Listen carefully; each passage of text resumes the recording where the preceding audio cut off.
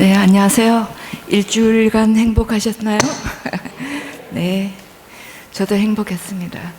스테파노 신부님의 특강을 들을 생각에 설레면서 기다렸던 한 주간이었던 것 같습니다. 벌써 사순제 3주간 수요일이고 사순식이란 나의 헛새를 알아차려서 본 모습으로 돌아가기 위해 스트레칭하는 시간이라고 말씀해 주셨습니다. 전주에 기도 맛들기를 위한 구체적인 행동 지침으로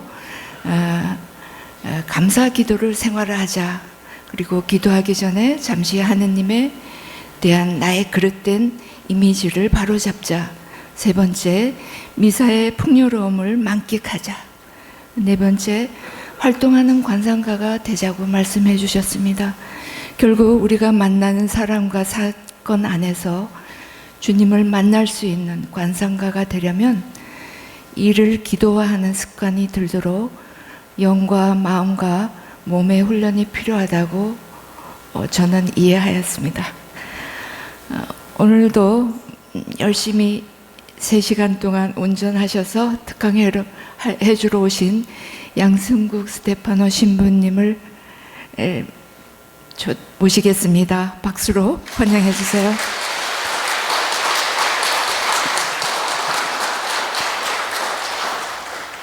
네, 시작기도 고통 중에 기도 제가 혼자 읽겠습니다. 여러분들 눈으로 마음으로 함께 해주시면 되겠습니다. 성부와 성자와 성령의 이름으로 아멘.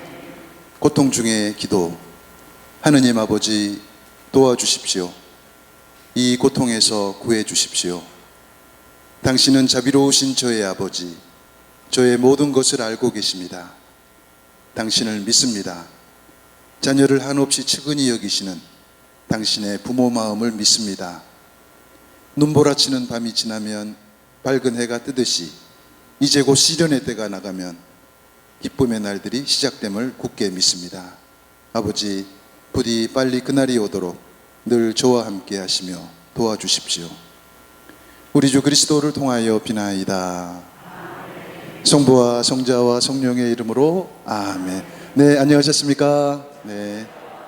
네, 지난 시간 첫 번째 사순 특강 기도 맛들이기에 이어서 오늘은 두 번째 특강 주제 흥미진진 성경 읽기입니다. 다시 한번 부족한 저를 이렇게 한 번도 아니고 두 번도 아니고 세 번씩이나 본당 특강에 불러주신 우리 존경하는 주임 신부님 또 교우분들께 진심으로 감사를 드립니다. 그 바이러스가 작년 대림 때부터 좀 진정세에 접어들었잖아요. 그래가지고 여러 본당에서 이렇게 이제는 더 이상 기다릴 수 없다 그래가지고 이렇게 저를 막 계속 불러가지고 어디 강사들이 다 돌아가셨는지 그래서 막 바빠 죽습니다.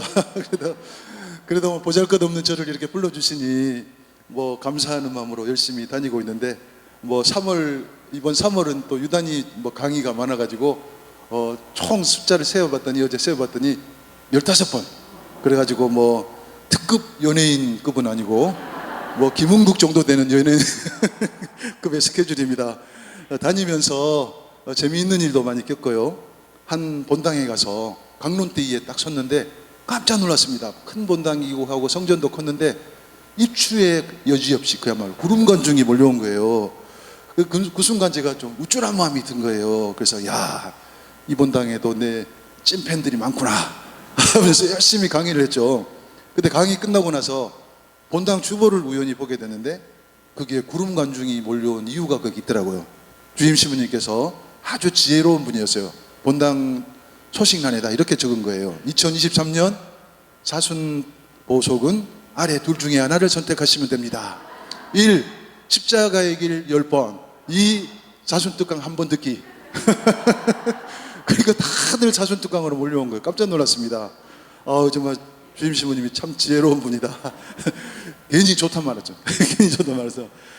근데 특강하고 나오는데 연세 치긋한 할머님 한 분이 또 저를 따라오시더라고요. 열심히 따라오시더니 제 손에다가 뭘 하나 딱 쥐어주세요. 딱 들어봤더니 그 유명한 오랜 세월 자리를 지켜온 바카스 드링크. 그러면서 자매님이 환하게 웃으면서 저한테 계속 감사 인사를 하는 거예요. 신부님 매일 제가 밤마다 유튜브로 신부님 강의 열심히 듣고 있습니다. 저는 또 우쭐했지. 이분이야말로 찐팬이구나. 근데 또 말을 듣고 보니 그게 아니었습니다. 신부님, 제가 작년에 영감 세상 먼저 떠나보내고 심각한 우울증, 불면증이 왔는데 백약이 무효였다. 근데 친구가 신부님 유튜브를 하나 보내줬는데 신기하게도 머리맡에 틀어놓고 잠들 5분만 지나면 잠이 든다. 너무너무 고맙다는 거예요. 그러니까 또 좋다가 말았네. 그 자매님은 제 강의를 뭐 듣는 게 아니라 수면제로 활용하고 있는 거야. 그래서 여러분들 가운데도 혹시 우울증이나 불면증 있으신 분, 그 유튜브 창에 제 이름만 딱 치면, 뭐 저는 유튜브 하는 사람이 아닌데 여기저기 다니면서 한 것들이 쭉 이게 올라와 있어요. 적극 잘 활용하시면 좋겠습니다. 강의 서두에 제가 이런 말씀 좀 드리는 또 이유가 있어요. 하느님이 참 묘하신 분이다. 우리가 조금이라도 우쭐하는 순간 절대 그냥 안 두시고 우리를 뒤통수를 탁 치시는 거예요. 잠시라도 내가 누군 줄 알아 하는 교만에 빠질 때 우리를 즉시 바닥으로 내려보내시고 우리 처지를 알게 하시고 겸손의 덕을 배우게 하시고 그런 것 같습니다. 복음서 안에도 그런 케이스가 등장합니다. 유다 문화 안에서 예수님 시대 당시 하루 온종일 하는 일이 어깨 탁 힘주고 내가 누군 줄 알아 하고 다니던 사람이 있었습니다. 거들먹거리던 사람 잘 아시죠? 그 사람들은 율법학자들과 바리사이들이었습니다. 옷도 뭐 엄청 치렁치렁 많이 달고 다녔습니다. 늘 목에 힘을 주고 어깨 뻣뻣하게 힘을 주고 다녔습니다. 틈만 나면 내가 얼마나 기도 많이 하는 줄 알아? 내가 얼마나 거룩한 사람인 줄 알아? 내가 얼마나 자성과 단식을 많이 한 줄 알아? 하고 뻐기고 다니는 거예요. 근데 예수님께서는 또 절대로 그런 걸 못 보시는 거예요. 네. 빵빵하게 부풀린 율법학자 바리사이들을 있는 그대로 뒤통수를 치시는 겁니다. 복음서에 나타나 있습니다. 뭐라고 하십니까? 불행하여라. 너희 위선자들아. 너희 눈먼 인도자들아. 너희는 회칠한 무덤 같구나. 뱀들아. 독사의 족속들아. 세상에 여러분들 누구로부터 이 뱀들아. 독사의 족속들아. 이런 말 들어본 적 있습니까? 이 얼마나 강도 높은 말인지 모른다는 거죠. 예수님은 이만큼 또 온유하고 부드러운 분이셨지만 딱 할 말 하실 때는 막 엄청나게 이렇게 까시는 분이었습니다. 사순시기 보내고 있는 우리가 이렇게 그리스도인으로서 수시로 점검해야 될 부분, 바로 우리 목이고 우리 어깨입니다. 너무 힘이 들어가 있다면 힘을 빼는 시기, 스트레칭을 해주는 시기, 성경을 읽고 묵상하는 그런 노력들은 우리 영혼의 스트레칭을 위해서 제일 좋은 방법이다 저는 생각합니다. 때로 삶이 너무나 막막할 때, 사방이 가로막혔다고 생각이 들 때, 주변에 다 적군이고 아군은 하나도 없다고 생각이 들 때, 그때 하실 일이 있습니다. 성경을 펴드시고 성경 안에서 자비하신 하느님의 얼굴을 만나고 그분의 위로를 받고, 그런 노력이 우리에게 필요하다 저는 생각합니다. 저는 오늘 먼저 사순시기이니만큼 복음서 안에서 가장 극적인 순간, 가장 절정인 순간, 예수님의 순환 장면에 대해서 조금 소개를 해드리고, 나머지 시간에는 우리가 매일 읽고 묵상하는 성경, 그것을 우리가 좀 더 흥미진진하게 읽을 수 있는 방법, 세 가지 팁, 세 가지 미션, 이렇게 여러분들에게 행동 지침으로 드릴까 합니다. 이 땅에 오신 예수님의 지상생활은 이렇게 크게 이렇게 네 단계로 나눠진다고 저는 생각합니다. 첫 번째가 나자렛에서의 숨은 생활, 제일 긴 기간이었죠. 30년 세월. 근데 이 시기는 적극적으로 움직이는 시기가 아니었습니다. 수동의 시기, 양성 기간이었습니다. 교육 기간. 그래서 그 카나 혼인잔치 갔을 때 예수님이 기적을 행하셨으면 좋겠다, 성모님이 그런 의사를 보였는데도 아직 저의 때가 오지 않았습니다. 그러니까 수동의 시기를 그렇게 오랜 세월 이렇게 지내신 겁니다.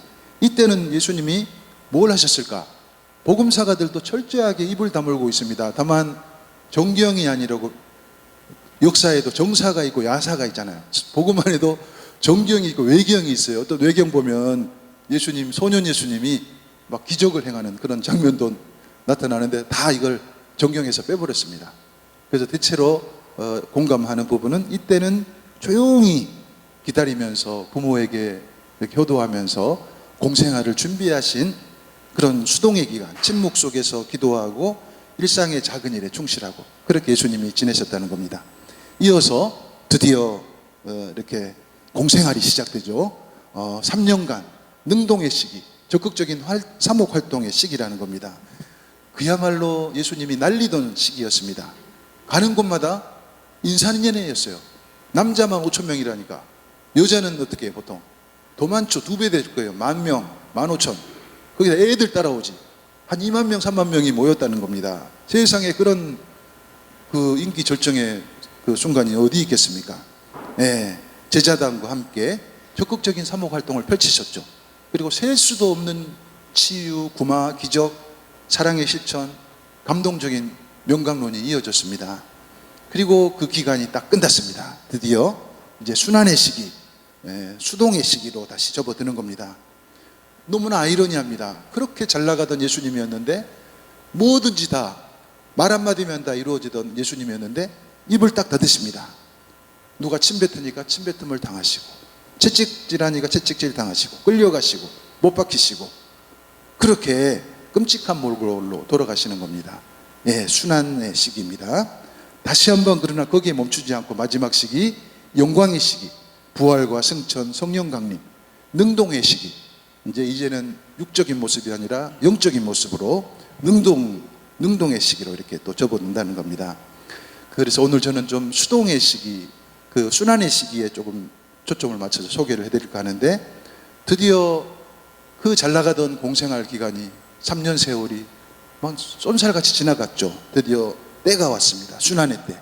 이때부터 예수님은 언제 그랬냐는 듯이 태도를 싹 바꾸시는 거예요. 더 이상 적극적이고 능동적이고 위풍당당하고 정말 감동적이고 그런 모습은 더 이상 찾아볼 수가 없습니다.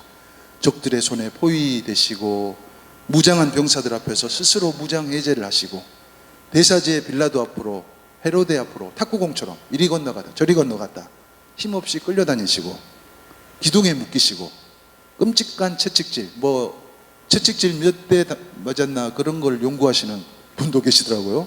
그래서 총 2,300 몇 대 이렇게 맞으셨다는 기록이 있습니다. 그런 연구조사가 있습니다. 십자가를 등에 지우니 그냥 지시고 끌려가는 어린 양처럼 골고타 언덕을 올라가셔서 십자가에 못 박히신다는 겁니다. 순환의 때 예수님께서 우리에게 보여주신 그 모습은 참 아이러니해요. 예수님이 어떤 분이었습니까? 전지전능하신 아버지의 권능을 고스란히 물려받은 분이었잖아요. 능력과 파워의 주님이었습니다. 말씀 한마디로 한 고을을 불살라버릴 그런 능력이 계신 분이었습니다.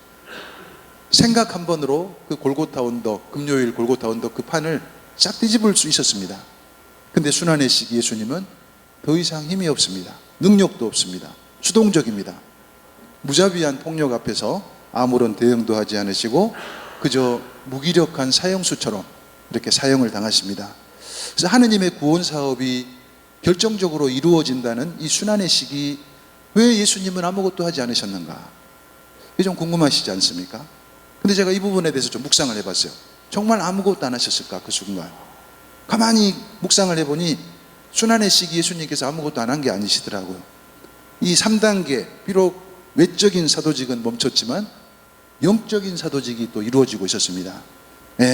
대표적인 사도직이 순명의 사도직, 하느님 아버지의 뜻에 철저히 순명하는 순명의 사도직, 또 우도를 용서하는 용서의 사도직, 침묵의 사도직, 또 바로 우도에게 구원을 선포하는 그런 사도직을 하셨다는 겁니다.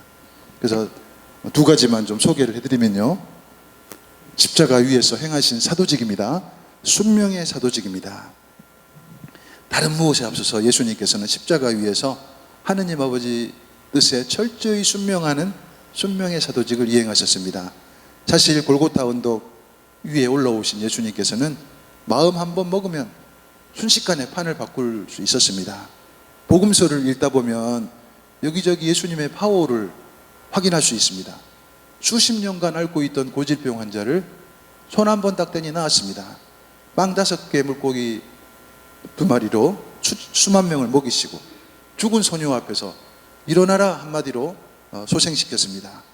아마도 예수님께서는 그런 유혹을 느끼셨을 거예요. 성금요일 오후 골고타 언덕, 나는 십자가에 못 박혀 있는데 그 밑에서 이루어지고 있는 인간 군상들의 그 정말 인간으로서 하지 말아야 될 행동, 그 앞에서 야, 저 나쁜 놈들 정말 세상에 어떻게 저런 놈들이 다니냐, 나는 자기들을 위해서 하느님 아버지의 뜻을 받고 내려와서 그 많은 사랑을 실천하고 표징을 보여주고 자기들의 구원을 위해서 노력했는데 나한테 욕을 하고 침을 뱉고 가시관을 씌우고 놀려대고, 저 같았으면 정말 가만히 안 있었을 거예요.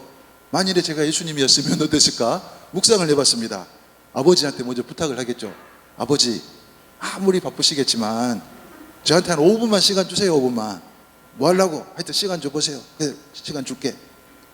그러면 손발에 묶인 못을 일단 빼야 내려올 거 아니에요. 빼고 밑으로 내려왔어요.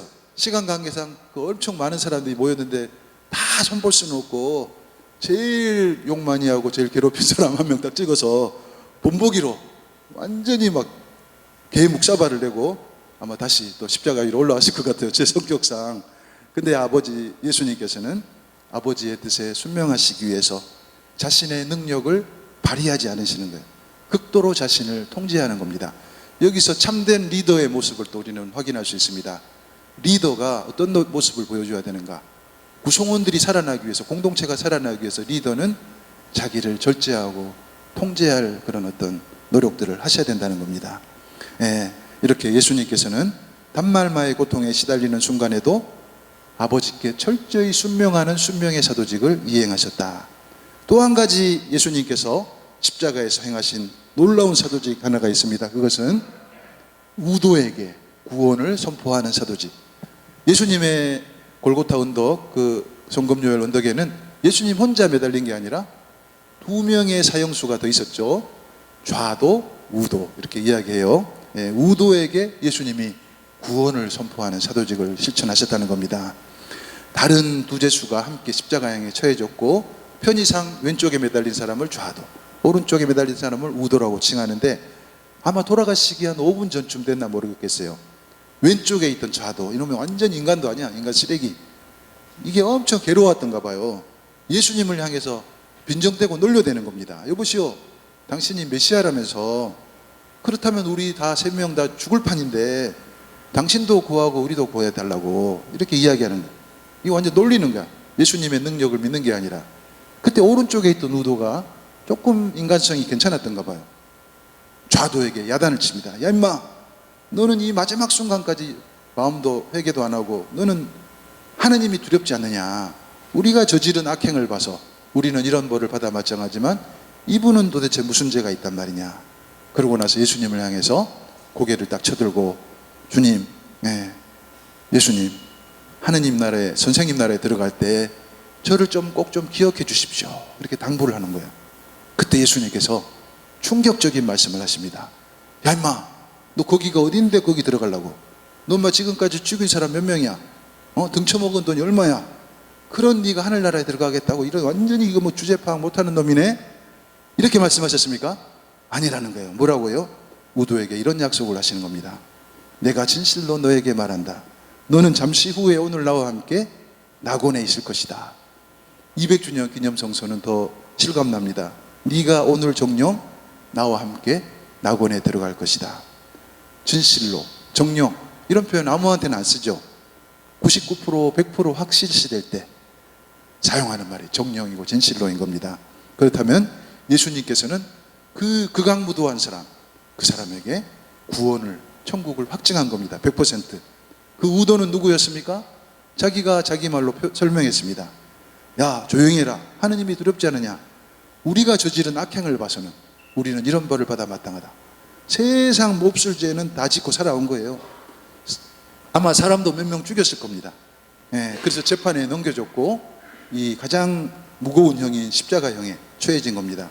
그런 우도가 죽기 5분 전에 회개를 하고, 근데 예수님께서는 그런 우도에게 천국을 약속하신 겁니다. 사람들은 우도의 구원 가능성을 0%로 봤습니다.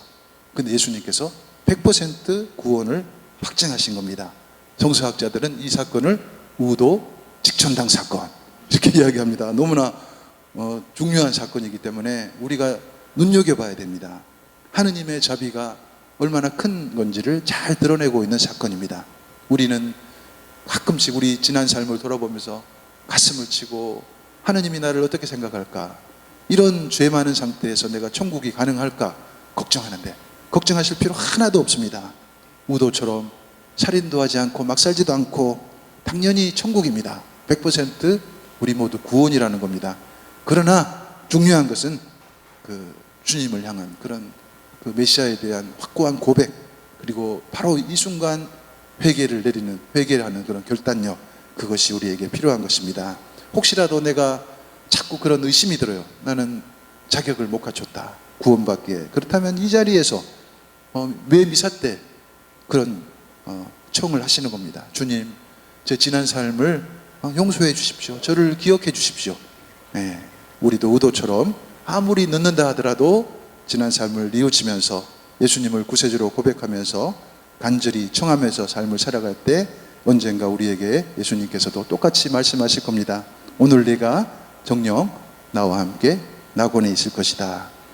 네, 여기까지 순환복음에 대해서 이렇게 좀 소개를 해드렸는데, 저는 이 순환복음을 묵상할 때마다 제 인생 여정 안에 벌어졌던 그런 혹독한 어떤 죽음 체험, 어떤 십자가 체험, 고통 체험을 좀 묶어서 함께 묵상을 해요.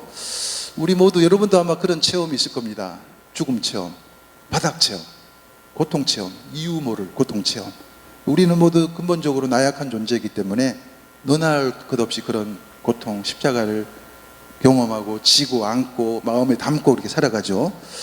제 개인 이야기를 조금 드리면, 제 인생도 좀 만만치 않은 인생이었어요. 돌아보니 기구한 인생이었습니다. 어린 시절에 저희 돌아가신 선친께서 세상 착한 사람이었어요. 법 없이도 살 사람. 밖에서는 막 얼마나 환영을 받았습니다. 좋은 사람, 법 없이 살 사람, 마음 시작한 사람. 근데 그러다 보니 어떻게 돼요? 식구들이 힘들어지는 거예요. 틈만 나면 사인을 하지 말아야 되는데, 도장을 찍지 말아야 되는데 인감 도장 찍어버리니까 한 2달 뒤에 뭐 텔레비에 뭐 장롱에 빨간 딱지 붙고, 저희는 또 보따리 사가지고 다른 데로 이사가고, 나중에는 완전히 달동네까지 이사가고, 그러다 보니 뭐 학창 시절에 정말 지금도 정말 어떻게 그렇게 지냈을까, 그걸 잘 견뎌냈구나. 꽃다운 시절을 너무나 우울하게 의기소침하면서, 그러다 보니 자연스럽게 저는 그게 아마 오히려 전화위복이 된 것 같아요. 책 속으로 자꾸 들어가는 거예요. 막 현실이 너무 고통스러우니 오로지 그냥 도서관에서 책만 보고 그렇게 지냈습니다. 지금도 기억나는 게, 단 한 번도 그냥 제때 학비를 내본 적이 없는 거예요. 틈만 나면 그 학비 안 낸 사람들 교무실로 따로 불러가지고 혼을 하고 막 그리고 친구들이 막 신나게 수학여행을 가는데 아버지 현장에 가서 일을 도와줬어요. 그리고 뭐 그러다 보니 이제 청년 시절에도 뭐 어떤 뭐 장밋빛 꿈, 뭐 연애 이런 거는 뭐 꿈도 못 꾸고, 저기 어디 경상남도 거제 거기 조선소에서 산업화 여군으로 열심히 일을 하고 빚이 많았기 때문에 빚을 갚았습니다. 근데 어떻게 해서 수도에 입회를 하게 됐는데, 들어와서도 이게 삶이 만만치 않은 거예요. 차곡차곡 쌓였던 스트레스가 폭발을 해가지고 이런저런 병고에 시달리고, 수도 생활을 해야 되나 말아야 되나 고민도 거듭하고. 그런데 요즘 와서 그런 그 고통들이 다 그 이유가 있었구나, 내게 필요했었구나, 하느님의 배려였구나, 섭리였구나. 저는 그래서 지금 젊을 때는 좀 창피했어요, 그런 과거들이. 근데 지금은 너무나 감사하더라고요. 그때 내가 그런 혹독한 가난을 체험하지 않았다면 지금 내가 어떻게 가난한 사람들에 대한 어떤 이해의 폭이 이렇게 넓어질 수가 있겠는가, 그런 생각을 해요. 그리고 내가 그때 그렇게 아프지 않았다면 지금 내가 아픈 사람들에게 그렇게 잘 따뜻하게 동반하고 배려할 수 있겠는가. 그 모든 고통스러운 과정들이 나를 더 겸손하게 만들고 더 성장시키기 위한 하느님의 어떤 섭리고 배려였구나, 그런 생각이 듭니다. 여러분들도 좀 그런 사고의 전환이 필요한 것 같아요. 왜 아버지는, 우리 할아버지는 이런 식으로 살아가지고 날 힘들게 할까? 이게 아니라, 이게 다 하느님의 틀 안에서 오늘의 나를 잇기 위한 그런 섭리의 손길이었구나. 그래서 우리의 지난 고통이나 병고나 상처나 가난 이런 것들은 우리 그릇을 더 넓혀주기 위한 그런 하나님의 손길이라는 거 우리는 잊지 말아야 되겠습니다. 그래서 우리에게 다가오는 고통과 십자가를 좀 더 호의적인 시선으로 바라보고 관대한 시선으로 바라보고 그런 노력이 필요하겠습니다. 그리고 또 우리가 누군가가 극도의 고통을 이렇게 겪죠. 주변에 보면 뭐 우리 신랑이 그럴 수도 있고, 우리 부인이 그럴 수도 있고, 아들 딸들이 그럴 수도 있고, 옆집 사람이 그럴 수도 있고, 극도의 고통을 겪고 견디는 그런 과정에서 그 동료 인간으로서 정말 필요한 노력이 있는 것 같습니다. 바로 그 따뜻한 손길, 하나 보내는 겁니다. 저도 젊은 때 너무 아파가지고 막 수도원 들어왔는데 뭐 먹지를 못하니까 힘이 없어. 걷지도 제대로 못해요. 막 지금은 몸무게가 85kg인데 그때 57kg인가 그랬어요. 그 약을 사러 갈 때 약국 가는데도 몇 번을 쉬었다 가는 거야. 이 나무 딱 잡고 좀 쉬었다가 또 전봇대 잡고 쉬었다가. 네. 근데 하루는 그런 저를 너무나 그 불쌍하게 보였던지 어떤 할머니 간호사 자매님이, 은퇴하신 자매님이 수도원을 찾아오셨더라고요. 원장 신부님의 허락을 득하고 사무실에 저를 눕히고 이게 노란색 고단이 링거 그걸 갖고 오신 거예요. 수사님 고생 많으시네요. 이 수액이 고단위 수액인데 이거 한 대만 맞으면 금방 좋아질 거라고 이렇게 탁 이렇게 놔주시는데, 근데 그 따뜻한 손길이 평생 잊어지지 않는 거예요. 그래서 그 따뜻한 손길 이후로 어떤 생각이 드냐, 이 죽음과도 같은 병고, 도저히 안 나을 것 같은 이 병고가 나을 수 있겠구나 하는 어떤 희망이 그때 생기는 거예요. 그래서 우리가 정말 이 세상 살아가면서 우리도 고통을 겪고 예수님도 고통 겪으셨고 또 예수님이 우리의 고통을 또 이렇게 치유해 주시고 완화해 주시는데, 그런 완화의 과정을 겪은 사람으로서 해야 될 일이 바로 그런 노력인 것입니다. 우리도 똑같이 고통받는 이웃들에게 그 따뜻한 손길을 건네는 그런 노력이 정말 필요하겠습니다. 그래서 이 사순식이 예수님으로부터 매일 용서받고 매일 사랑받고 매일 새로운 생명을 부여받는 우리들인데, 그렇다면 그 사랑을 누군가에게 또 흘려보내 되갚아 드릴 그런 대상자가 누구인가 주변을 한번 살펴보시는 그런 노력을 하면 좋겠습니다. 네, 여기까지가 1부였습니다. 어떻게 지루하십니까? 들을만 하십니까? 네, 그럼 지금부터는 흥미진진 성경 읽기를 위한 세 가지, 많이도 말고 세 가지 미션 드리도록 하겠습니다. 첫 번째, 성독, 거룩한 독서, 렉시오 디비나 이런 말 들어봤었을 텐데 이게 굉장히 좋은 겁니다. 이걸 좀 생활화하시면 좋습니다. 지난 강의 때도 제가 추기경님 한 분 소개해드렸죠. 베트남의 가경자 구엔반 투안 추기경님. 그분이 이제 저한테는 뭐 한 번 딱 그냥 2000년도에 제가 로마에 있었는데 그분이 추기경으로서 바티칸에서 이렇게 노년을 이렇게 병고를 치르면서 사셨는데 먼 발치에서 한 번 딱 봤었어요. 한 번 그렇게 직접 뵌 적은 없는데 제 개인적으로는 너무나 큰 스승으로 이렇게 여기고 있습니다. 주교님은 1975년 베트남이 공산화가 되는 과정에서 1차 숙청을 위한 블랙리스트에다 올라가시고 재판도 없고 설명도 없고 그냥 순식간에 교도소로 이렇게 끌려가서 수감되고, 그래서 수감 생활과 가택연금이 13년간 이렇게 계속된 겁니다. 근데 갑작스럽게 딱 혼자서 독방에 갇힌 그 주교님의 어떤 현실에 대한 대응이 굉장히 놀랍습니다. 독방 안에서도 주교로서의, 사목자로서의 품위를 잃지 않은 겁니다. 그리고 이 독방에 갇혔지만 내가 교구장으로서 교구민들을 위해서 할 일이 뭔가 고민을 하는 거예요. 네, 독방을 주교관으로 여기고 하루 스케줄을 짜시고 매일 새벽에 일어나시면 한 손바닥 위에는 빵 한 조각, 한 손바닥 위에는 포도주 한 방울을 얹어놓고 거룩한 미사를 봉헌하시고, 아침 식사가 끝나면 교도소 바닥 거기 먼지가 자욱했는데 손가락으로 기억나는 성경 구절을 이렇게 써놓고 가장 행복한 얼굴로 이 성독 렉시오 디비나 그걸 하신 거예요. 그때 주교님 표현이 그렇습니다. 성덕을 열심히 해나가던 어느 순간 말씀이 살아난다는 거예요. 생명력을 지니고 말씀이 일어나서 뚜벅뚜벅 나를 향해서 걸어오고 내 안으로 들어오고 나를 일으켜 세우고 나를 살게 하고 내게 기쁨을 준다는 겁니다. 말씀이 생명력을 지니고 있다. 말씀이 곧 하느님이다. 이것을 느끼신 겁니다. 너무나 기뻤던 주교님은 매일 그 성독의 결실을 조그마한 담배종이 그 뒤에다가 깨알 같은 글씨로 적어요. 그런 자연스럽게 길지 않습니다. 그것을 퇴근하는 간수에게 이렇게 전해지고 그 간수는 집에 가져가서 가족들과 함께 호롱불 켜고 둘러앉아서 필사를 하고 또 옆집 사람에게 건네고. 주교님은 독방에 갇혀 있었지만 매일 그 나눔을 해가지고 교구민들을 이렇게 영적 지도하신 겁니다. 그래서 그 성독의 결실들은 나중에 책으로 엮어졌는데 그 결실들이 희망의 길, 희망의 기도, 뭐 지금 이 순간을 살며 이런 책들입니다. 그래서 우리도 그 정말 고통스러울 때는 이 성독이 얼마나 정말 좋은 어떤 해결책인지 모른다는 겁니다. 그 성독, 렉시오 디비나 이런 말 이제 많이 들어보셨을 텐데 요즘 굉장히 교회 안에서도 보편화가 됐잖아요. 여기 수사님 한 분이 이렇게 베네딕토회 이런 데서는 이게 아주 중요한 어떤 하루의 일과 중에 하나입니다. 교회 전통에 따른 어떤 성경 묵상을 통한 기도 방법입니다.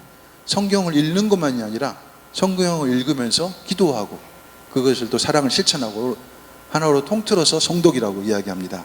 말마디 그대로 성경을 읽고 곱씹고 그 달콤한 맛을 음미하고 묵상하고 또 묵상한 것을 내 삶에 적용하고 이웃들에게 사랑을 실천하고 이 일련의 과정, 그게 성독인 겁니다.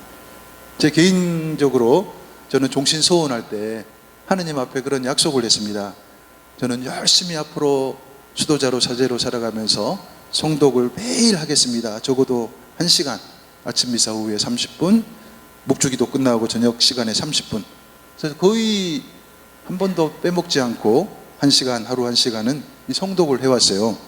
근데 쉽지가 않더라고요. 사목 활동으로 막 파김치가 된 날 이렇게 저녁에는 그냥 한잔하고 자고 싶어요.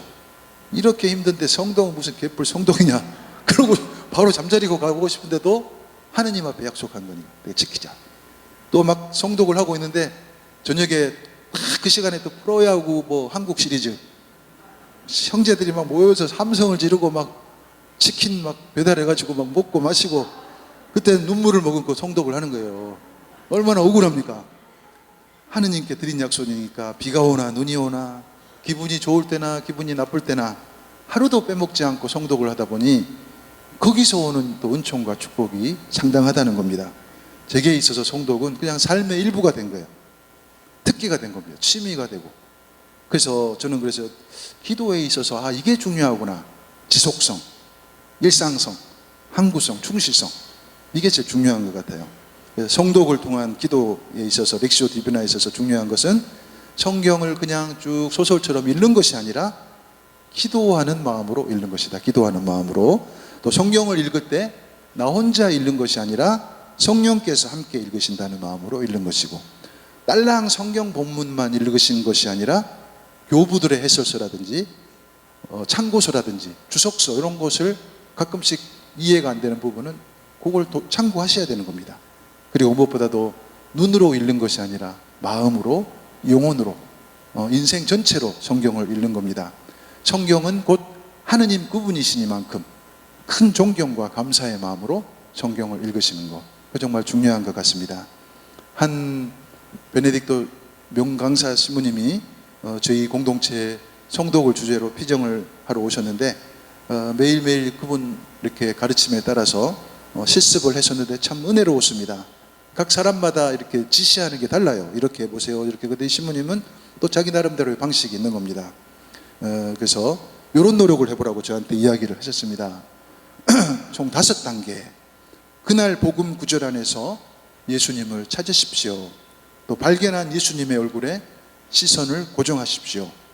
그 예수님 안에 거룩한 휴식을 취하십시오. 이 부분이 참 제 마음에 와닿았어요. 축제하듯이 일하듯이 하지 말고 예수님 안에서 거룩한 휴식을 취하십시오. 예수님을 적극적으로 추종하십시오. 또 다른 예수님이 되십시오. 이런 5단계의 이야기를 저에게 건네주셨습니다. 뭐 이게 꼭 정답이라고 할 수는 없고요. 각자 다르게 성경을 이렇게 이해하고 연구하시면 됩니다. 여러분들 성경을 그냥 읽는 것보다 기도하는 마음으로 읽어보시기 바랍니다. 성경 읽기를, 필사를 일로 생각하지 마시고 주님 안에서 쉰다, 휴식한다, 주님과 사랑을 나눈다 하는 마음으로 읽어보시기 바랍니다. 네, 여기까지가 흥미진진 성경 읽기를 위한 첫 번째 팁, 미션, 렉시오 디비나 성독을 생활에 해보자, 이런 공고였습니다. 자, 두 번째 흥미진진 성경 읽기를 위한 두 번째 미션, 이것은 매일 기쁨과 감사, 존경과 사랑의 마음으로 성경을 공부합시다. 뭐 1번하고 연결이 되겠습니다. 그러나 여기서 기쁨과 감사, 존경과 사랑의 마음으로, 왜? 성경이 주님이시니까 그런 노력을 해보자는 겁니다. 여러분들은 성경 읽으실 때 좀 어떻습니까? 성경 읽을 때 좀 지루하십니까? 고리타분하십니까? 뭐 어떤 것은 뭐 이런 글들이 다 있나? 뭐 이렇게 용어들이 어렵나? 뭐 이런 생각도 넘치실 거예요. 사실 성경은 흥미진진한 이야기 보따리라고 저는 생각합니다. 근데 많은 분들이 성경 읽기가 지루하고 고리타분하고 재미없다고 이야기하세요. 읽다가 중도 포기하는 분도 많으시죠. 또 어떤 분들은 열심히 통독하시고 필사하시는데 그냥 숙제처럼, 숙제야 숙제, 그냥 의무예요. 기쁨이 아니라 고통입니다. 그러면 안 될 것 같아요. 재미없는 이유가 있더라고요. 성경이 쓰여진 때하고 지금 우리가 성경을 읽는 우리 시대와 간극이 몇천 년이잖아요. 너무나 당연한 거죠. 어렵다니, 어려워.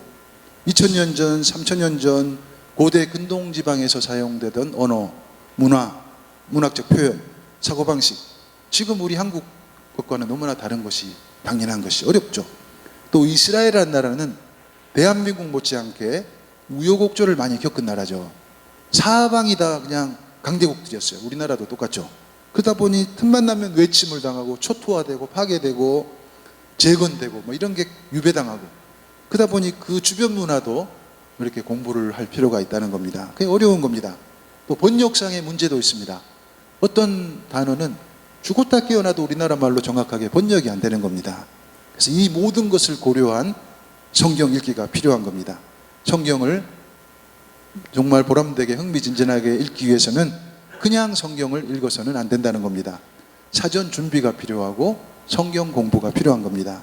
요즘 다행스럽게 본당 차원에서, 교구 차원에서, 또 온라인상에서 성경 공부가 활성화되고 있습니다. 이거 정말 잘 하셔야 돼요. 왜냐하면 요즘 사이비들 막 난리잖아요. 특히 신천지 정말 너무나 이거 막 우리 젊은이들을 그렇게 현혹시키고 죽음으로 몰고 가고, 이번 주에도 그 사랑하는 20대 초반의 딸을 신천지에 이렇게 빠진 딸 때문에 그 아버님이 저를 찾아오셨는데 지금 3년째 딸을 계속 추적해 다니는 거야. 어떤 때는 바로 눈앞에 딸이 있는데도 딸을 데리고 못 오는 거야. 성인이라. 지금 그래서 가족들이 합심해가지고 이제 작전을 이제 세워가지고 딱 이렇게 캐치해가지고 저희 피정센터로 데려오면 좀 장소를 제공해달라고 해서 그러겠다고 이렇게 이야기했는데, 그거 보세요. 성경을 우리가 제대로 모를 때 그런 유혹에 넘어갈 수 있다는 거죠. 제대로 성경을 읽고 공부하는 것이 얼마나 중요한 것인가. 그래서 뭐 강의 듣기가 힘드시다 그러면은 적어도 가정에 그 각 성경 한 권 한 권에 따른 주석서 아니면 뭐 해설서 이런 거 한 권씩 정도 있으면 읽다가 궁금해요. 그러면 찾아보시는 겁니다. 네. 또 계속해서 누군가에게 물어볼 수도 없잖아요. 주석서가 필요한 겁니다. 한 가지 뭐 예를 들어 볼까요? 예수님께서 이렇게 제자들을 동반하시는데 하루는 갈릴레아 호수에서 밤새 허탕을 친 제자들에게 예수님께서 뭐라고 이야기합니까? 오른쪽에 그물을 내려라. 그래서 엄청난 고기가 잡혔는데 총 마리수가 몇 마리입니까? 네, 153마리죠. 근데 여러분들 궁금하지 않으세요? 그냥 많이 잡혔다 하면 될 텐데 왜 꼭 153마리라고 이렇게 딱 지칭을 하는가? 교부들을 이렇게 해석이 쭉 있는데 암모니우스 교부라는 분의 해석을 보니까 이래요. 100은 세상의 모든 민족의 수가 100이야. 50은 이스라엘 안에서 구원된 사람의 숫자예요. 3은 뭔가?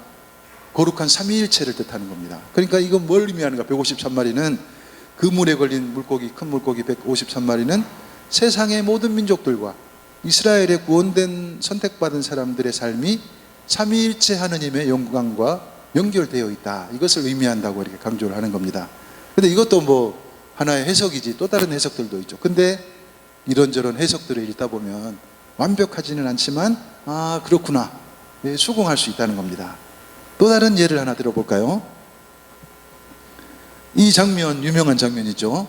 율법학자들과 바리사이들이 간음하다가 현장에서 체포된 여인을 예수님께로 데려옵니다. 어떻게 하면 좋겠냐고 예수님께 말을 건네죠.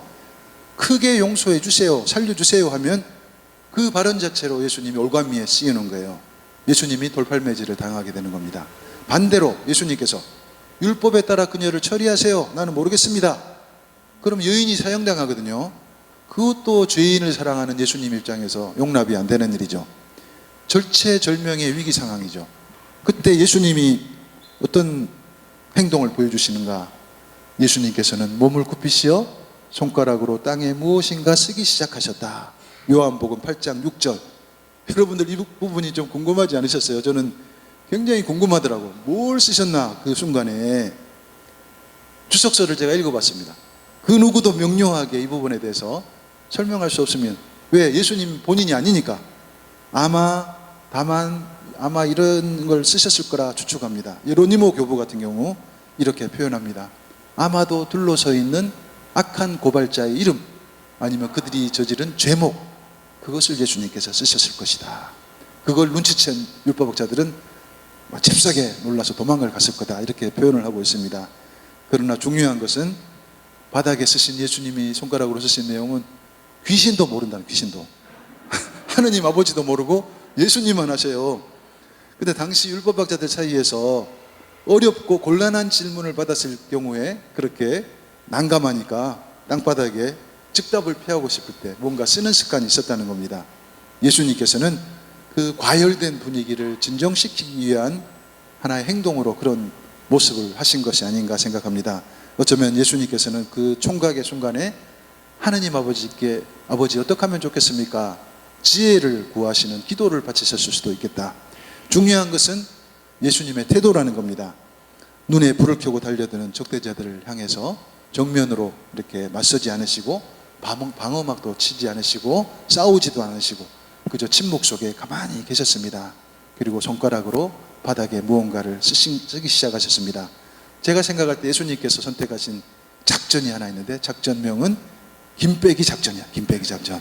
그래서 적대자들 입장에서 먹잇감 제대로 가운데 두고 예수님과 언성을 높여서 대판 싸워야 되고, 그래야 자신들이 짠 예수 고발 사건, 책포 사건, 이렇게 그게 순차적으로 진행될 수 있었습니다.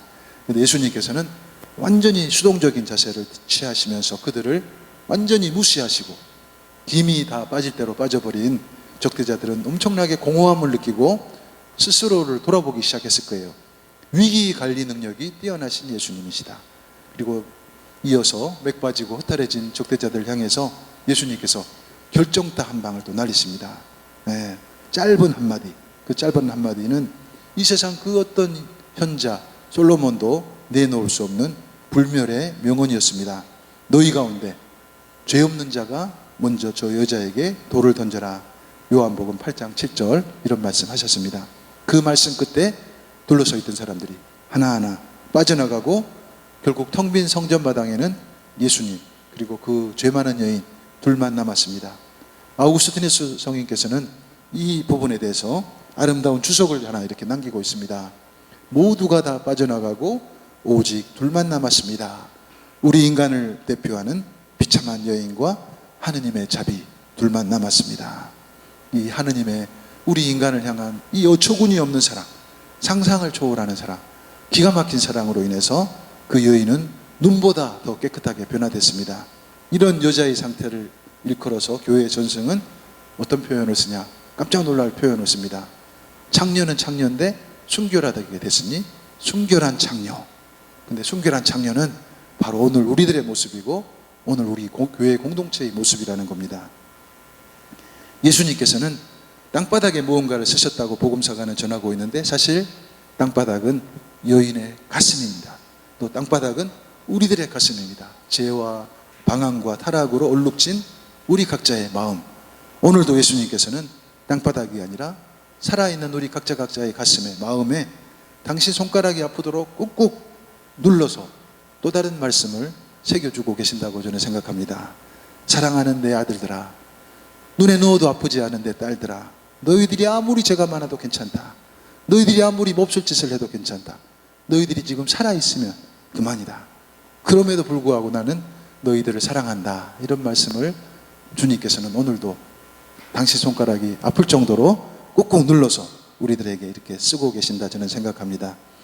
네, 이렇게 여러분들 성경을 읽다가 조금 궁금한 부분들, 이해 안 되는 부분들, 좀 뭔가 고개 갸우뚱한 부분들이 분명히 나옵니다. 그럴 때 뭐 주변에 가까운 분들에게도 물어보시지만 해설서도 읽어보시고, 그렇게 하면 훨씬 이해의 폭이 넓어지고 또 이렇게 성경을 더 큰 사랑으로 대할 수 있으리라 생각합니다. 교회 역사 안에 성경을 잘못 해석하고 오류를 범한 그런 사건들도 많았습니다. 가장 대표적인 사례가 여러분들 아시는 분 아시겠지만 마리아 막달레나에 대한 오해입니다. 한때 교황님조차도 마리아 막달레나를 오해하셨습니다. 예를 들면 대교황이라고 하는 이름 붙여진 그레고리오 1세 교황님도 이 마리아 막달레나를 혼동한 거예요. 복음서 안에 등장하는 죄 많은 여인, 또 베타니아의 마리아하고 이렇게 하나로 묶어서 마리아 막달레나라고 말씀하셨고 창녀였다 이렇게 강론을 하셨습니다. 아직도 많은 분들은 이 마리아 막달레나를 크게 오해하고 있어요. 이게 더 진지하고 더 숙고해야 될 한 부분이라고 생각합니다. 그래서 제가 요즘은 그런 말 많이 쓰잖아요. 팩트 체크. 마리아 막달레나에 대한 팩트 체크가 필요한 것 같습니다. 여러분들 아시는 것처럼 마리아 막달레나는 그 막달라 지방에 살던 마리아였습니다. 요즘도 우리는 그런 표현 쓰잖아요. 어떤 표현 씁니까? 압구정동에 살면 내가 베로니카를 3명 알고 있어. 압구정동 베로니카, 청담동 베로니카 뭐 이런 식으로 이렇게 동네 이름을 붙이잖아요. 똑같은 거예요. 막달라 지방의 마리아인데 이분은 한때 7마귀가 들렸는데 예수님으로부터 치유의 은총을 받았습니다. 또 이분이 재산이 많았던 것 같아요. 막대한 재산을 기반으로 예수님과 사도단의 의식주를 해결했다. 그리고 치유받은 이후에 줄곧 예수님을 이제 따라다녔습니다.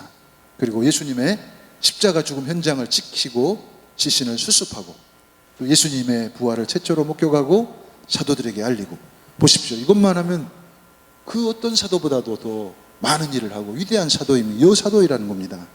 그러나 막달레나는 교회 역사 안에서 성녀와 창녀 사이를 왔다 갔다 한 겁니다. 다행히 토마스 아퀴나스는 막달레나를 사도들을 위한 사도, 딱 위치를 복구시켜 주신 겁니다. 바오로 6세 교황님은 새 여인은 별개다, 바로 잡으신 겁니다. 요한 바오로 2세 교황님은 마리아 막달레나의 사도적 역할을 이렇게 인정하고 12사도 못지않은 여사도다 이렇게 인정을 해주셨고, 2016년 프란치스코 교황님은 이런 마리아 막달레나를 그냥 평범한 기념일로 두면 안 된다 해서 축일로 등급을 이렇게 상승시켜가지고 배려를 해주신 겁니다. 그래서 여러분들 성경 각 구절 구절에 대한 각 개인이 받아들이는 그때그때의 느낌들은 존중받아야 마땅합니다. 그러나 오류나 그릇된 해석을 피하기 위해서는 성경을 읽고 묵상하는 과정에서 공부가 반드시 필요하다. 연구가 반드시 필요하다. 너무나 소중하고 가치 있는 하느님 자체이기 때문에 큰 존경과 사랑의 마음으로 더 진지하게 접근하고 연구할 필요가 있다는 겁니다.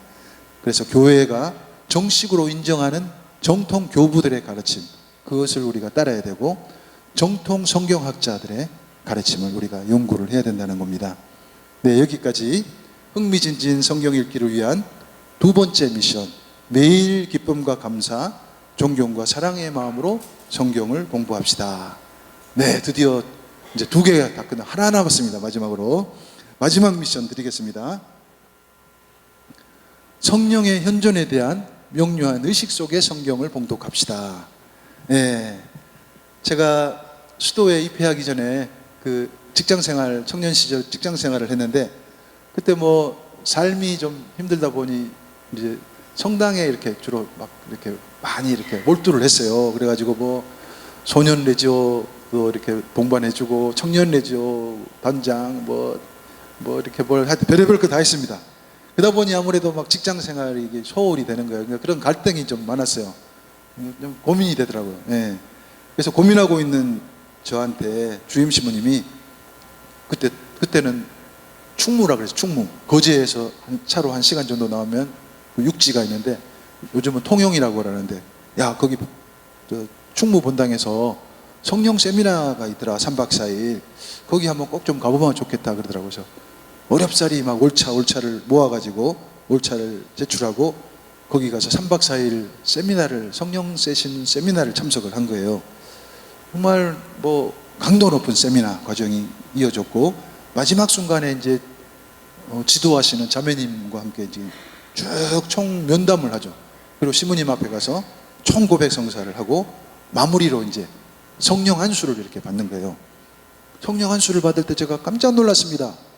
세상 그런 체험은 처음이었어요. 막 온몸을 막 꿰뚫는 그런 어떤 벼락, 번개, 뭐 그런 감전된 같은 느낌, 그 강렬한 하는 체험을 한 거예요. 그리고 그 다음날 아침에 이렇게 눈을 떠서 창밖을 딱 커튼을 열었는데 어제하고는 다른 새 세상, 그게 펼쳐져 있더라고요. 저는 그 체험 이후에 막 그냥 서둘러 직장을 이렇게 사표를 쓰고 수도원으로 이렇게 직행을 했습니다. 근데 그때 세미나 끝나고 이렇게 후차 모임이 있어요. 거기 가서 조별 나눔을 이렇게 할 때였는데 그때 저도 또 한 번 또 깜짝 놀랐습니다. 각자가 체험한 성령 체험 그걸 이렇게 공유를 하고 있는데 저하고 같은 조 할아버지였어요.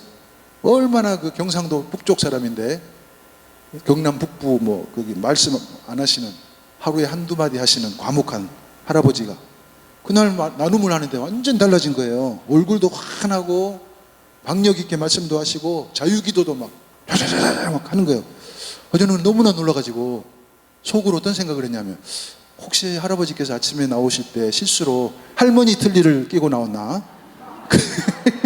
그 정도로 깜짝 놀라세요. 그렇게 말씀을 잘하게 된 할아버지가. 그래서 그 자매님 지도하는 자매님 말씀을 들었더니 이 어르신은 은사를 받았는데 여러 은사 가운데 말씀의 은사를 받으셨습니다. 말씀의 은사를 받으신 거예요. 저는 그래서 드리고 싶은 말씀은 바로 성령이 이런 분이라는 겁니다. 불가능을 가능케 하는 분. 정말 꿈에도 생각하지 못했는데 기대하지 않았는데 우리를 변화시켜 주시는 분, 존재를 새로운 존재로 변화시키는 분, 바로 성령이시라는 겁니다. 그래서 그런 성령의 현존에 대한 확고한 인식 속에 성경을 읽는다면 성경이 훨씬 더 손에 잡힐 듯이 다가오리라 생각합니다. 성령은 여러분들 아시는 바처럼 바람 같은 존재. 바람이 어디로 부는 줄 알죠? 기압골이 높은 곳에서 눈에 보이지 않지만 기압골이 낮은 곳으로 불죠. 사랑이 충만하신 성령께서는 사랑이 결핍된 곳으로 움직이신다는 겁니다. 그렇다면 바로 죄 많은 우리들, 힘없는 우리들, 고통 가운데 있는 우리들에게 성령께서는 사랑이 충만하신 존재니까 우리에게 반드시 불어오신다는 겁니다. 중요한 것은 우리가 마음을 여는 것입니다. 우리가 마음을 활짝 열 때 사랑이 충만하신 성령께서는 우리 마음 안으로 들어오신다는 겁니다. 성령께서는 죄 가운데 앉아있는 사람들에게 회개의 바람을 일으키시고 또 병고로 고통당하는 환자에게 치유의 바람을 일으키시고 슬픔 속에 잠겨있는 사람들에게는 기쁨의 바람을, 죽음을 향해 가는 사람들에게조차 새 생명의 바람을 일으키신다는 겁니다. 성령의 바람이 우리에게 불어올 때 짙은 회색빛 같았던 우리 일상이 화사한 따뜻한 봄날로 바뀐다는 것, 우리가 꼭 기억을 해야 되겠습니다. 성령과 함께 성경을 읽는다면 우리 눈이 분명히 활짝 열릴 것이라 저는 확신합니다. 이렇게 고마운 성령의 현존을 의식하면서 성령의 도움을 청하면서 성경을 읽으신다면 우리의 성경 봉독이 훨씬 흥미진진하고 주님께서 기뻐하실 그런 성경 봉독으로 변화되리라 생각합니다. 성경을 읽고 또 성독을 하실 때 성경과 더불어 기도를 시작하기 전에 뭐 짧게라도 이런 기도도 이렇게 바칠 필요가 있습니다. 너무나 간단한 기도죠. 뭐 이 기도만 바치셔도 됩니다. 읽기 전에 오소서 성령님 저를 비춰주십시오. 제 모든 것을 받아주십시오. 기도할 줄 모르는 저와 함께 기도하여 주십시오. 저를 이끌어 아버지께로 인도하여 주십시오. 본격적인 기도하시기 전에 본격적으로 성경을 펴서 읽기 전에 이런 간단한 기도 한번 읽어보시면서 시작을 하신다면 훨씬 풍요로운 성경 읽기가 되리라 생각합니다. 네, 오늘 저는 이렇게 그 흥미진진 성경 읽기라고 이렇게 주제로 사순특강 두 번째 강의 이렇게 말씀드렸습니다. 특강 전반부에 순환당하시는 예수님에 대해서 소개를 해드렸고 예수님께서 십자가상에서 아무것도 하지 않으신 것이 아니라 순명의 사도직, 용서의 사도직, 침묵의 사도직, 우도에게 구원을 선포하는 사도직을 실행하셨다는 거 말씀드렸습니다. 그리고 강의 후반부에 제가 보다 흥미진진한 성경 읽기가 되기 위해서 세 가지 팁을 드렸죠.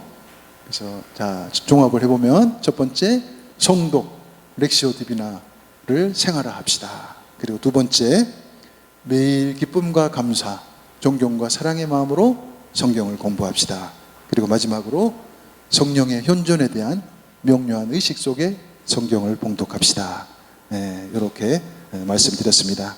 네, 이렇게 또 오늘 두 번째 강의 마무리하고 마지막 다음 주에 또 더 좋은 내용으로 여러분들 찾아뵙도록 하겠습니다. 기도로 마치겠습니다. 성부와 성자와 성령의 이름으로 아멘. 말씀이 사람이 되시어 오신 하느님, 오늘 이 은혜로운 자리에 초대해 주셔서 진심으로 감사드립니다. 사순절이 깊어가는 이 시기 우리 모두 매일 기쁨과 감사, 존경과 사랑으로 당신 말씀을 읽고 묵상하고 구체적인 삶 속에서 실천하게 하소서. 말씀을 접할 때는 언제나 말씀이 곧 하느님 당신님을 잊지 말게 하시고 언제나 성령의 현존에 대한 명료한 의식 속에 살아가도록 우리를 이끌어 주소서. 우리 주 그리스도를 통하여 비나이다. 성부와 성자와 성령의 이름으로 아멘. 수고하셨습니다.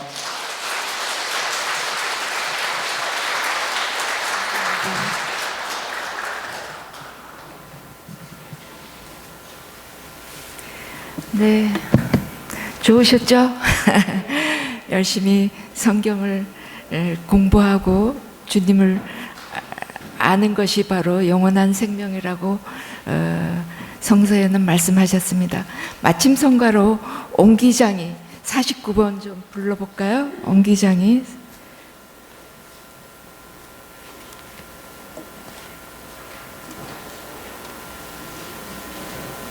네, 반주 없이 부르겠습니다. 옹기장이 손에 든 진흙과 같이 내게 있는 모든 것 주님 손에서 님 뜻 따라 나의 삶이 빚어지리니